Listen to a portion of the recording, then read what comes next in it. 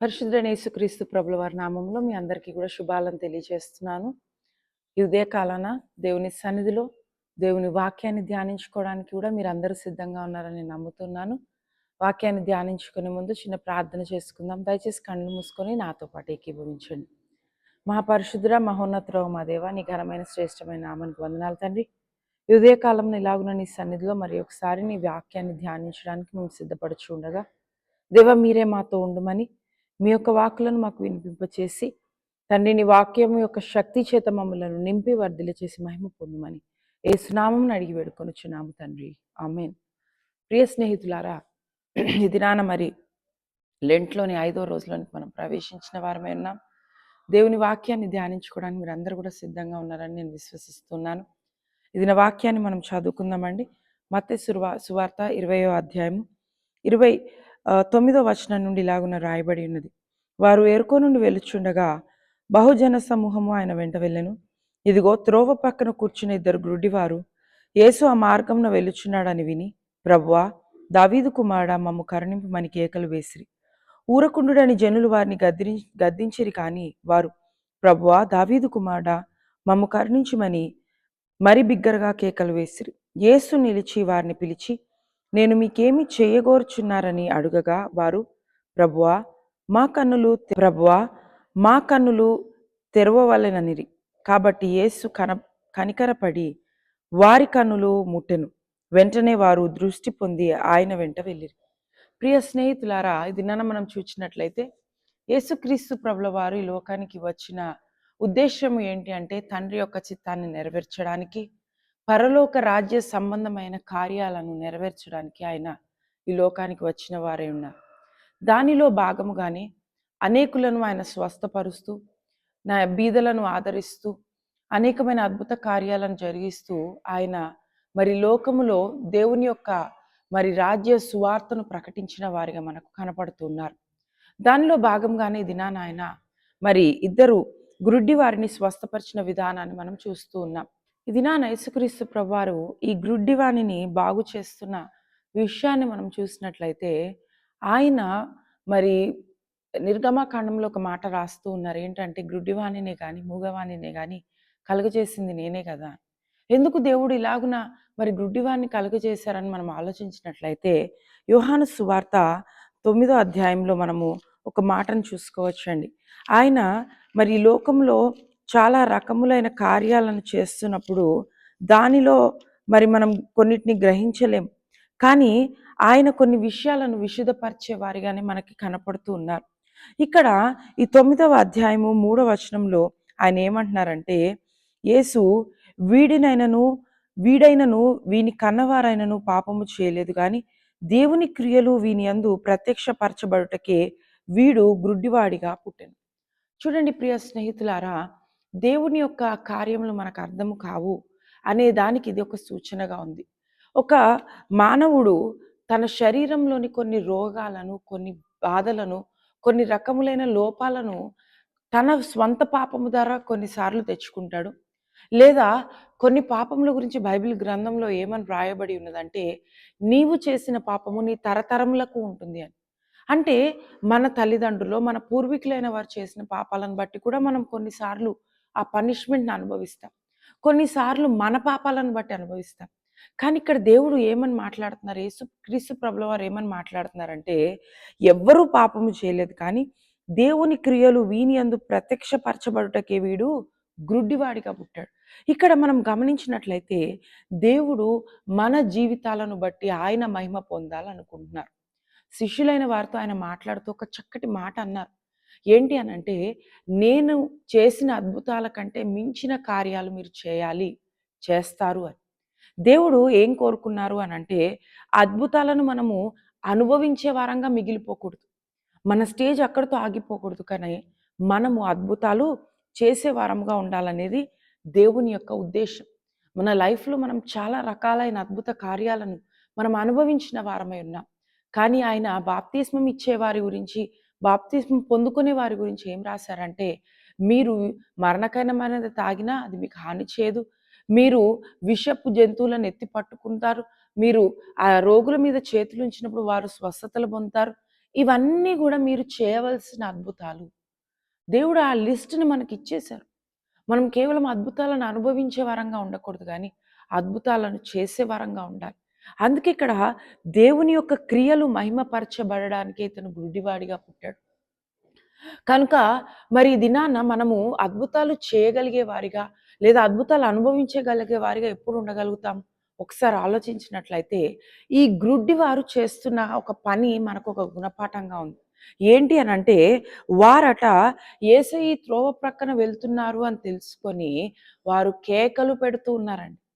యేసయ్య గురించి వారు విన్నారు. కేవలము విన్నారు. వారు చెప్పుకోగా, వీరు చెప్పుకోగా, యేసయ్య అంట అద్భుతాలు చేస్తారంట. యేసయ్య అంట పలానా కుష్ఠరోగిని స్వస్థపరిచారట. యేసయ్య అంటే ఇలాంటి కార్యాలు జరిగిచ్చారంట అన్నప్పుడు వీరిలో ఒక ఆశ పుట్టింది. ఏంటి ఆ ఆశ అంటే, మేము కూడా స్వస్థపరచబడగలుగుతాం. మా జీవితంలో ఉన్న ఈ ఒక్క లోటు కూడా దేవుడు తీసివేస్తాడు అనే ఒక మరి రూఢి కలిగిన విశ్వాసంతో వారు ఎప్పటినుంచో ఎదురు చూస్తున్నారు. ఈరోజు ఆ తరుణం వచ్చింది. ఈరోజు ఆ సమయం వచ్చింది. రాగానే వీరు చేస్తున్న పనేంటంటే, దేవుని దగ్గర కేకలు పెడుతున్నారు. యేసే వెళ్తున్న ఆ మార్గములో అనేక మంది జనులట ఆయనను వెంబడించేవారట. యేసు ఎక్కడికి వెళ్తున్నా తండోపతండాలుగా జనులు ఆయనను వెంబడిస్తున్నప్పుడు, యేసేను మరి వెళ్తున్నారు అన్న మాటను గ్రహించిన వీరు, ఆయన రాకను పసిగట్టిన వీరు, ఆ తరుణాన్ని, ఆ సమయాన్ని వదులుకోకుండా వారంట బిగ్గరగా కేకలు పెడుతున్నారు. ఏమంటున్నారంటే, ప్రభువా దావీదు కుమారుడా మమ్మును కరుణింపుమని కేకలు వేశారు. జనులు వారిని వారిస్తున్నారండి.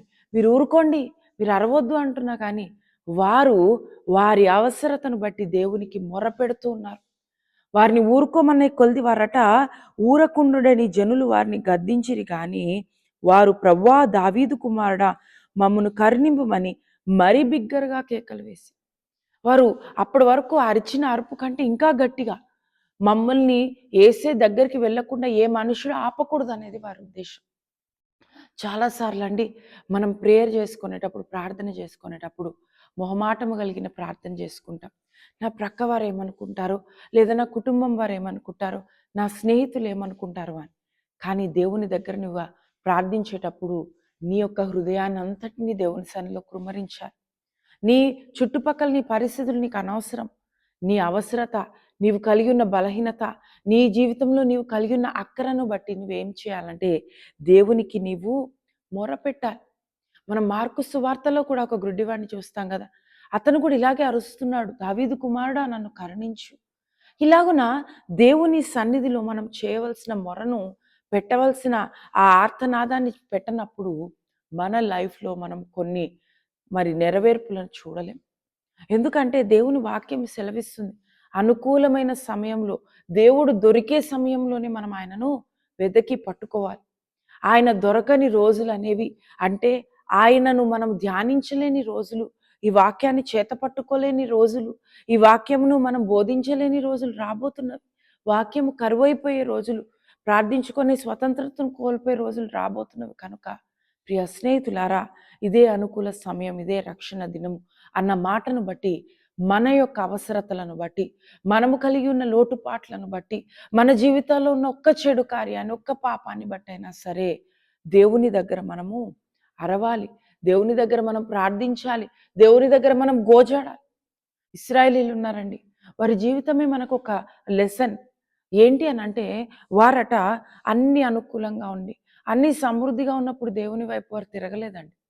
తిరగకపోగా ఈ బానిసత్వంలోనికి వెళ్ళాక, వారికి వెట్టి చాకిరీ ఎక్కువయ్యాక, వారి భారం ఎక్కువయ్యాక, వారి కష్టం ఎక్కువైన తర్వాత వారు మొరపెడుతూ ఉన్నారు, మొరపెడుతూ ఉన్నారు. దగ్గరగా 430 సంవత్సరాలు దేవుని సన్నిధిలో మొరపెడుతూనే ఉన్నారు. దేవా మమ్మలను విడిపించు, మమ్మలను రక్షించు, ఈ బానిసత్వపు చెరల్లోంచి మమ్మలను బయటకు తీసుకొని రా. కనుక మనము కూడా ఎప్పుడూ కూడా మన విన్నపాలను దేవునికి చేరేవిగా, దేవునికి మరి ఆయన సన్నిధానంనకు వెళ్ళేవిగా మనము దేవుని దగ్గర మొరపెట్టాలి. అప్పుడే కదా మనకు ఆన్సర్ వచ్చేది. ఎప్పుడన్నా నువ్వు ఒక ఇంటికి వెళ్ళినప్పుడు ఆ డోర్ వారికి వినపడేలా కొడితేనే కదా వారు నీకు రెస్పాండ్ అయ్యి డోర్ తెరిచేది. ఎవరినైనా గట్టిగా పిలిచినప్పుడే కదా వారు నీ పిలుపుకి వెనుకకు తిరిగి నీకు మరి బదులిచ్చేది. దేవుని దగ్గర కూడా నీవు ఆయన సన్నిధిలో ఎలాగున ప్రార్థించాలో, ఎలాగున గోజాడాలో, ఎలాగున నీవు ఆయన మనవిని ఆయన నీ మనవిని వినాలని నువ్వు మరి చేయాల్సిన కార్యాలేంటో అవన్నీ కూడా నువ్వు జరిగించాలి. కనుక ఈ దినాన మనం చూసినట్లయితే ఈ గ్రుడ్డి వారిద్దరి లైఫ్‌లో అండి వారు చేసుకున్న ఆ ఆర్తనాదాలకి, వారు అరిచిన అరుపులకి, వారు చేసిన ఆ కేకలకి దేవుడు ఈ దినాన వారికి రెస్పాండ్ అయ్యారు. యేసుక్రీస్తు ప్రభువారు తిరిగి "ఏం కావాలయ్యా మీకు? ఎందుకు ఇంత బిగ్గరగా కేకలు పెడుతున్నారు?" అని అడిగినప్పుడు వారు టక్కుమని జవాబు చెప్పారండి. ఏంటి అంటే, "అయ్యా మేము చూపు పొందాలనుకుంటున్నాం. మాకు ఈ గ్రుడ్డితనాన్ని నుంచి విడుదల దయచేయి" అన్నప్పుడు వెంటనే ఇమ్మీడియేట్‌గా యేసయ్య వారిని మరి స్వస్థపరిచినట్లు మనం చూస్తున్నాం. అక్కడికి ఆయన ఏమీ చెయ్యట్లేదు. కేవలం ఒక మాటతోనే వారిని స్వస్థపరిచిన కార్యాన్ని దినాన మనం మరి గమనిస్తూ ఉన్నాం. ఇక్కడ మనం చూచినట్లయితే మనమట దేవుని కార్యాలను పొందుకోవాల్సిన వరుసలో ఉన్నామండి. కేవలము మన ప్రార్థనలు తక్కువ అవ్వడం వల్లో, దేవుని సన్నిధికి మనం దూరం అవ్వడం వల్లో ఒక్కొక్కసారి వాటిని మనము పొందుకోలేకపోతూ ఉన్నాం. కానీ దేవుని వాక్యము సెలవిస్తున్నది, నీవు మరి ఈ లోకములో దేవుని యొక్క మహిమను అనేకుల ఎదుట కనపరచడానికి నీవు నీ లైఫ్‌లో కొన్ని అద్భుతాలను దేవుని ద్వారా పొందుకోవాలి. అలా పొందుకున్న నీవు ఆ అద్భుతాలను నీ వరకే ఉంచుకోకూడదు. ఈరోజు ప్రాముఖ్యమైన మాట నేను మీకు తెలియజేస్తున్నాను. మన లైఫ్‌లో దేవుడు ఏమి చేయలేదా అంటే చాలా కార్యాలు చేశారు. కానీ ఆ కార్యాలను మనం దేవునికి చెప్పము. ఎవరి దగ్గర మనం మాట్లాడం. కానీ దేవుడు ఏం కోరుకుంటున్నాడంటే దినాన ఆ కార్యాలను ఇతరులకు చెప్పాలి. మార్కు సువార్తలో మనం చూస్తాం కదా! 5వ అధ్యాయంలో ఒక వ్యక్తి కనపడుతున్నాడు సేనా దయ్యాల చేత పట్టబడి. అతన్ని యేసే స్వస్థపరిచారు. అతను అడగలేదు. అయినా సరే వెళ్ళారు. ఆయన దీన పరిస్థితిని చూసి జాలిపడి స్వస్థపరిచినప్పుడు అతను చేస్తున్న కార్యము ఏమిటి అని గనక మనం ఆలోచిస్తే అతను అనేక చోటకి వెళ్ళి అనేక మందికట ఆయన చూడండి 20వ వచనంలో వాడు వెళ్ళి యేసు తనకు చేసినవన్నీయు దెకపోలిలో ప్రకటింపనారంభింపగా అందరూ ఆశ్చర్యపడి నీ లైఫ్‌లో దేవుడు చేసిన అద్భుతాలను నీ వరకే ఉంచుకోవద్దు కానీ, అనేకులకు నీవు వాటిని బోధించాలి, తెలియచేయాలి. యేసే నాకు ఇలాంటి కార్యాలు చేశారు. నేను ఇలాంటి జీవితాన్ని జీవించేదాన్ని. దేవుడు నా లైఫ్‌లో ఇలాంటి అద్భుతాలు చేశారని ఎప్పుడైతే నీవు అనేకులకు తెలియజేస్తావో, అప్పుడు నీవు ఈ లోకములో దేవుని మహిమను అనేకులకు తెలియపరిచిన బిడ్డవవుతావు. కనుక ఈ దినాన మనం చూచినట్లయితే మనము ఈ లోకానికి ఎలా ఉండాలి అనంటే, దేవుని వాక్యము సెలవిస్తున్న మాటను బట్టి మీరు లోకానికి వెలుగై ఉన్నారు. మీరు ఈ లోకానికి ఉప్పై ఉన్నారని తెలియజేస్తున్నారు కదా! అలాగే మన వెలుగును అనేకుల ఎదుట మనం ప్రకాశింపచేసి దేవుని మహిమను ఆ వెలుగు ద్వారా అనేకులకు చూపించే వారమై మనం ఉండాలి. ఎందుకనంటే మన విశ్వాసము క్రియలు కలిగినదై ఉండాలి. మనం ఎప్పుడైతే ఇతరులకు బోధిస్తామో అప్పుడే కదా మనం దేవుని ఎడల ఉన్న విశ్వాసాన్ని క్రియారూపకంగా చూపిస్తాం. చాలామంది విశ్వాసులు మేము దేవుని భక్తులము, మేము దేవుని ప్రేమించు వారము, దేవుని కార్యాలను మేము జరిగించు వారం అంటారు కానీ క్రియలేని విశ్వాసము వారు ప్రదర్శిస్తూ ఉంటారు. దేవుని కొరకు నువ్వు ఈ కార్యం చేయి, దేవుని గురించిన 4 మాటలు మాట్లాడంటే వారు కేవలం నామకార్థమైన క్రైస్తవులుగానే వారి జీవితాన్ని జీవిస్తారు కానీ దేవుని కార్యాలు వారి జీవితంలో కనపడవు. కానీ మనం చూచినట్లయితే మనకు యాకోబు పత్రికలో కనపడుతున్న మాట క్రియలేని విశ్వాసము మృతం. నీవు మాటలతో కాదు కానీ చేతలతో దేవుని యొక్క మహిమను నీవు దేవుని ఎడల కలిగిన విశ్వాసాన్ని కనపరచాలి. కనుక ప్రియ స్నేహితులారా ఈ దినాన మనం గమనించినట్లయితే మన విశ్వాసము మన వరకు ఆగిపోకూడదండి. ఇతరులకు ఉపయోగకరముగా ఉండాలి. ఇతరుని మరి వెలిగించేదిగా ఉండాలి. కనుక ఆఖరిగా ఒక మాట చెప్తాను. నేను ఫిలిప్పి పత్రికలో మనం చూచుకున్న మాట 2వ అధ్యాయంలో 14వ వచనం నుంచి గనక మనం చూస్తే మీరు మూర్ఖమైన వక్రజనము మధ్య నిరపరాధులను నిష్కలంకులను అనింద్యులైన దేవుని కుమారులగునట్లు సనుగులను సంశయములను మాని సమస్త కార్యములను చేయుడి. అట్టి జనము మధ్యను మీరు జీవవాక్యమును చేతపట్టుకొని లోకమందు జ్యోతుల వలె కనబడుచున్నారు. అందువలన నేను వ్యర్థముగా పరిగెత్తలేదనియు నేను పడిన కష్టము నిష్ప్రయోజనము కాలేదనియు క్రీస్తు దినమున నాకు అతిశయ కారణము కలుగును. చూడండి మనమట ఎవరి మధ్య ఉన్నాము అని అంటే మనమున్న జనము మూర్ఖమైన వారు, వక్రమైన వారు. కానీ మనము నిరపరాధులముగా నిష్కలంకులముగా కనపడాలి అని అంటే దేవుని జీవవాక్యమును చేత పట్టుకొని జ్యోతుల వలె వీరి మధ్య మనం సంచరించాలి. ఎందుకనంటే మనము వెలిగింపబడ్డామండి. మనం దేవుని ఆత్మ చేత వెలిగింపబడ్డాం. మన జీవితాలు దేవుని కార్యాల చేత వెలిగింపబడ్డప్పుడు ఆ వెలుగును మన వరకే దాచుకోకూడదు కానీ జీవవాక్యము దేవుని వాక్యాన్ని ద్వారా అనేకులకు మనం ఆ వెలుగును పంచిన వారమై ఉండాలి. అనేకులకు ఆ మార్గాన్ని మనం చూపించిన వారమై ఉండాలి. బైబిల్‌లో చాలామంది మనము భక్తులైన వారిని చూస్తాం. వారు పొందుకున్న ఏ అద్భుతాన్ని వారు దాచుకోలేదు కానీ అనేకులకు వారు బోధించిన వారై ఉన్నారు. మనము చనిపోయిన లాజరు జీవితాన్ని చూసినప్పుడు తను చనిపోయాడు, కుళ్ళిపోయాడు, తిరిగి లేపబడ్డాడు. లేపబడిన తాను ఏం చేస్తున్నాడు అనంటే ఘనమైన సువార్తను చేస్తున్నాడు. ఆ చేస్తున్న తన అద్భుత కార్యాల యొక్క మరి ఆ ప్రచారంను బట్టి లైఫ్‌లో తను పొందుకున్న అద్భుత కార్యాలను అనేకులకు చెప్పడాన్ని బట్టి అనేకులు ఆయనను చంపాలనుకున్నారు. ఆ రోమ ప్రభుత్వం వారందరూ కూడా అతన్ని చంపాలనుకున్నప్పుడు తన సహోదరులుగా ఉన్న మార్తా మరియలు ఇరువురు కూడా నీవు ఇక్కడ ఉండొద్దు, నిన్ను చంపివేస్తారు కదా, కనుక నువ్వు పారిపో అని చెప్పి ఒక పడవ ఎక్కిచ్చి ఆయనను పంపించి వేశారండి. ఇది ఎక్కడికి చేరుతుందో అక్కడికి వెళ్ళిపోను, అక్కడ నువ్వు సువార్త ప్రకటించుకుంటూ బ్రతుకు అని చెప్పి ఆయనను పంపించి వేసినప్పుడు అతను సైప్రస్ అనే దేశానికి తాను వెళ్ళిపోయాడు. వెళ్ళిపోయిన తను సైప్రస్ అప్పటికి ఒక అన్య దేశం, దేవుని ఎరుగని దేశంలో ఘనమైన సువార్త చేశాడు.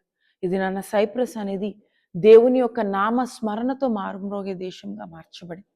ఆ కుప్ర దేశంలో ఆయన జీవించిన జీవితం యేసయ్యకు మాదిరి కలిగిన జీవితంగా, యేసయ్యకు సాదృశ్యమైన జీవితంగా తను జీవించాడు. ఎలాగునంటే మరి తరువాత కాలంలో మిషనరీలు అక్కడికి వెళ్ళినప్పుడు వారు యేసయ్యను గురించి బోధించుచున్నారు. అయ్యో యేసయ్య అంటే ఇలా చేశారట, పేదవారిని ఆదరించారట, కుష్ఠరోగులను సైతం ముట్టుకొని స్వస్థపరిచారట, అనేకులకు తన ప్రేమను ఆయన పంచాడు, నిందించిన వారిని నిందించలేదు, కొట్టిన వారిని కొట్టలేదు, శిలువపై మరణం చెందారు, అనేకుల కొరకు ఆయన ఆదరణకరంగా జీవించారు, అనేకులను ఆయన ప్రేమించారు అని యేసయ్య గురించి బోధిస్తున్న మిషనరీలతో ఆ ఊరి వారు, ఆ దేశం వారు చెప్తున్న మాట ఏంటంటే, నువ్వెవరి గురించి అయితే బోధిస్తున్నావయ్యా, ఆయనను మేము చూచాం, ఆయన మా మధ్య సంచరించారు తెలుసా అంటే, ఎవరు ఆయన ఎవరు ఎవరు అని ఆలోచించినప్పుడు వారు చెప్తున్నది యేసయ్య గురించి కాదు కానీ లాజరు గురించి.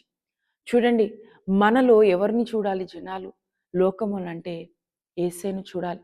కేవలము మానవులుగా మనము పేరుకు మాత్రమే క్రైస్తవులమని పిలిపించుకోవడం కాదు, క్రీస్తును కలిగిన వారముగా మనం ఉండాలి.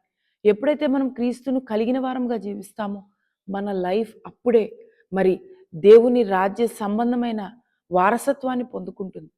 కనుక ఈ దినాన మనం చూచినట్లయితే ఈ 5వ రోజు దేవుడు మనతో చెప్తున్న మాట, నీవు జీవవాక్యంను చేత పట్టుకొని జ్యోతి వలె ఈ లోకానికి వెలుగివ్వు.